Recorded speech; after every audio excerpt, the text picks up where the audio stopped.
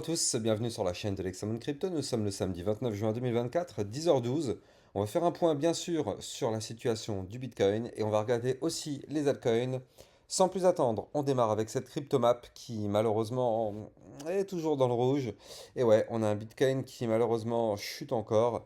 Donc bref, tant que le Bitcoin n'aura pas repris une bonne direction, on risque d'avoir encore du rouge. On va regarder tout ça en détail. Mais avant tout, je rappelle bien sûr que tout ce que je vais dire dans cette vidéo n'est en aucun cas un conseil financier. C'est à vous de faire vos propres recherches. Et n'oubliez pas que le trading de crypto-monnaie comporte des risques de perte partielle ou majeure. Alors, notre Bitcoin en vue jour, qu'est-ce qui se passe? On a malheureusement breaké. On a malheureusement breaké le bas du range qu'il ne fallait absolument pas breaker. Donc les fameux 60 777 dollars, c'était le niveau clé de support qu'il ne fallait absolument pas breaker. Maintenant, il est breaké. Alors, heureusement, vraiment heureusement que juste en dessous, on a un autre petit support, tout petit support, mais qui a tenu à 60 073. C'est lui d'ailleurs qui nous a permis de trouver un rebond. Mais là, le range, en tout cas, a de nouveau été breaké. Alors, quand il avait été breaké ici, on a eu le pullback juste après qui nous a permis de réintégrer. Donc là, on a de nouveau breaké. Donc on est tout de suite en train de faire le pullback, c'est-à-dire qu'on revient retester le niveau clé qu'on a breaké.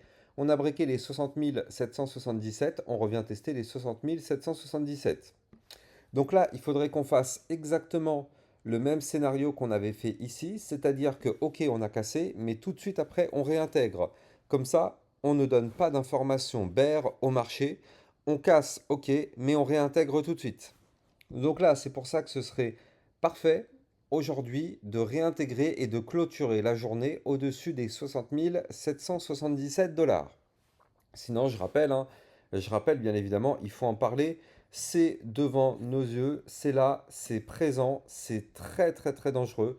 Je rappelle qu'en vue hebdomadaire, nous sommes sur un gigantesque double top qui est, je le rappelle, une figure chartiste de retournement baissier. Vous le voyez ici, premier top, deuxième top.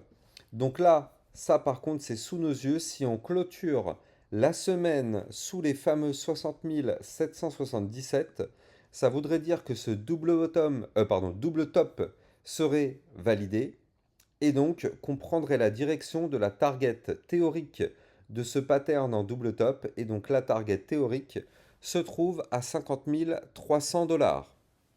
Donc oui, vous l'avez compris, c'est réellement quelque chose de dangereux.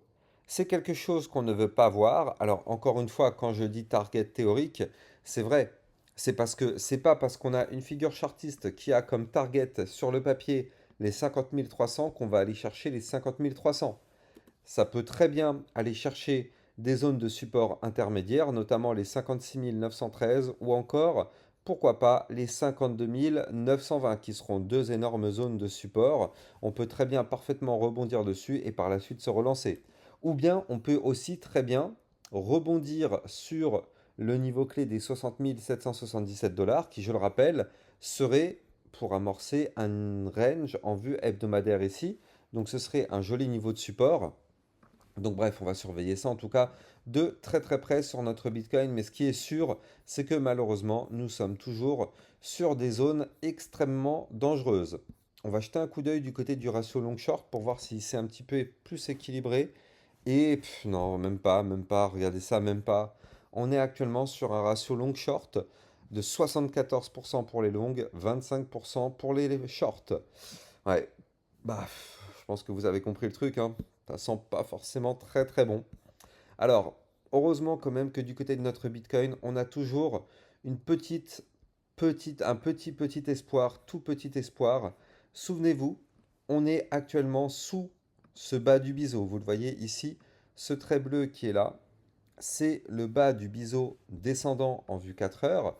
Donc regardez, je vais dézoomer comme ça vous allez un petit peu mieux le voir. Voilà, parfait. Donc on a ce biseau descendant en vue 4 heures. On a malheureusement breaké par le bas. Et là, on tente de réintégrer depuis plusieurs jours. On a tenté de le faire ici le 26 juin, malheureusement sans succès. On a tenté de le faire ici le 28 juin, même ouais, c'est ça, le 28 juin, sans succès là encore.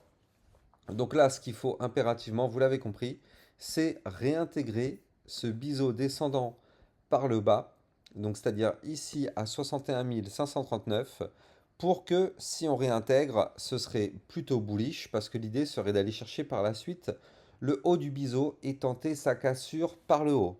Donc là, bon, pour l'instant, on n'y arrive pas. On n'y arrive pas malheureusement, mais peut-être que là, de toute façon, ce week-end, c'est quasiment sûr et certain que ce week-end, il va rien se passer, hein. Je rappelle la règle, tous les week-ends, il ne se passe strictement rien du tout. En général, il n'y a plus aucune volatilité quand c'est le week-end. Le marché est clairement en léthargie la plus totale. Donc bon, s'il doit se passer quelque chose, je pense pas que ça va se passer ce week-end. Mais par contre, pourquoi pas, semaine prochaine, on pourrait pourquoi pas avoir effectivement quelque chose d'un peu plus intéressant. Mais pour ça, on n'a pas le choix, il va falloir réintégrer ce biseau. Alors malheureusement, le Bitcoin ne nous fait pas grand-chose en ce moment. Donc bon, les analyses sont un petit peu les mêmes, hein, j'ai envie de dire, que ces deux-trois derniers jours, vu qu'on est sur les mêmes niveaux clés et on est en dessous des mêmes niveaux clés.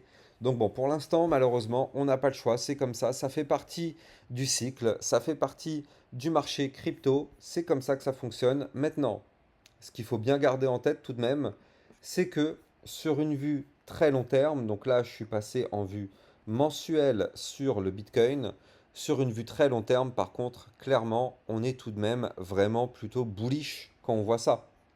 Parce que là, on a cassé les anciennes ATH ici, on en a fait un nouveau, on revient pullback l'ATH, c'est-à-dire les fameux 60... non, pardon, je dis des bêtises. On avait cassé le niveau clé par là-haut des 60 777 dollars et on revient retester ce niveau clé. Donc pour l'instant, tant qu'on est au-dessus, en réalité, du côté de notre Bitcoin, on est toujours plutôt bullish. En plus de ça, on est sur un gigantesque canal ascendant en vue long terme. Donc bon, on est en train de graviter vers le haut de ce canal. Donc la vue long terme, en tout cas, ne m'effraie pas trop. Par contre, la vue un peu plus court terme, elle, est un peu plus dangereuse. Donc ça voudrait dire qu'effectivement, on pourrait très bien avoir un retracement court terme, mais pour du long terme, le cycle du bull run ne serait pas forcément impacté. Alors oui, bien sûr, ça permettrait de chuter un peu. Je rappelle que le but, c'est que notre RSI redescende au maximum. On est actuellement à 53 du côté du RSI hebdomadaire. Donc là, le but, ce serait vraiment de faire chuter ce RSI. Donc ça passera par une chute du Bitcoin malheureusement. Mais une chute bénéfique parce que plus le RSI est bas, plus on se retrouverait dans une zone effectivement de survente et on pourrait pourquoi pas avoir le fameux bottom. Donc on va surveiller ça en tout cas de très très près. Mais pour l'instant, bon, bah on patiente. On patiente malheureusement, on n'a pas le choix. C'est la seule chose qu'on doit faire pour le moment. Allez, on va quand même regarder nos altcoins. On va en profiter pour jeter un coup d'œil du côté du Solana. Vous le savez, je vous en ai parlé il y a quelques jours. Je vous avais fait une vidéo dédiée pour vous parler effectivement de l'ETF Spot qui a été déposé par Van Eck. Donc je ne vais pas revenir dessus. Pour l'instant, c'est en attente. Mais bon, j'étais peut-être le premier à vous faire une vidéo sur YouTube pour vous expliquer cet événement, hein, quand même, il faut le noter. Et du coup, le Solana, pour l'instant, a plutôt bien pris la nouvelle. On le voit, hein. On a eu une très jolie poussée haussière quand on a appris la nouvelle du dépôt de la demande d'ETF.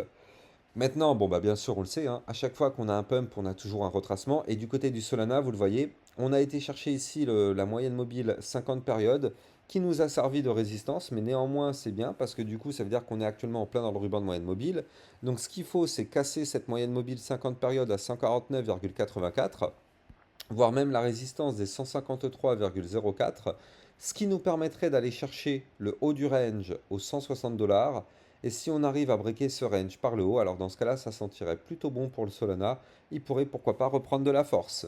Donc là, pour l'instant, on n'en sait rien, hein, on n'a pas de boule de cristal. Moi, la seule chose que je vois du côté du Solana, c'est que malheureusement, ici, on n'a pas réussi à récupérer le dernier point haut. Vous le voyez ici, il est là, le dernier point haut. On n'a malheureusement pas réussi à le récupérer. Donc là, ça, c'est pas forcément bon signe, hein. C'est-à-dire qu'on manque un petit peu de force du côté des acheteurs, ce qui est tout à fait logique, hein, vu que là, on est en plein été, comme je vous le disais tout à l'heure. On est en plein été, en plus de ça, on est en week-end. Donc, du coup, forcément, c'est pas là où il y a le plus de mouvement. Mais bon, en tout cas, là, on est au-dessus du support clé des 135 dollars. Donc, pour l'instant, ça, c'est une bonne nouvelle. il faut maintenant récupérer tous les niveaux clés et on serait peut-être en train de former ici un début de premier bottom, deuxième bottom sur le Solana pour pourquoi pas reprendre de la force. Donc pour l'instant, on n'y est pas encore. On va juste se mettre une petite alerte ici pour voir si effectivement on validerait ou pas ce double bottom. Mais on va surveiller ça de très très près du côté du Solana. Je rappelle d'ailleurs que si vous voulez trader le Solana ou n'importe quelle autre crypto-monnaie, vous pouvez utiliser mon lien de parrainage Binance que vous allez trouver en description de cette vidéo. Ce lien de parrainage vous permet d'obtenir un bonus à vie sur vos frais de trading et ça vous permet de trader sur une plateforme sécurisée vu qu'elle a enregistré PSAN auprès de l'AMF. Allez, on jette un coup d'œil sur le BNB. Le BNB qui était quand même très très bien parti, il faut le souligner. Il était très très bien parti parce que regardez ça, on avait formé ici un nouvel ATH. Donc ça c'était plutôt une bonne nouvelle, on va pas se mentir. Regardez, ici là, c'était quand? C'était eh bien, le 5 juin, on avait formé un nouvel ATH, on a été chercher les 722 dollars. Donc ça c'était plutôt une très très bonne nouvelle.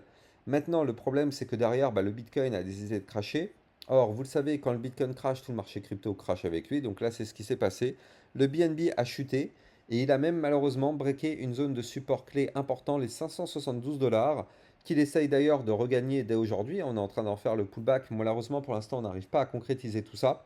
Donc là, il faut impérativement clôturer au-dessus des 572 dollars pour que le BNB puisse avoir une chance de retourner chercher la résistance des 612 ou encore du haut du range ici à 635,45.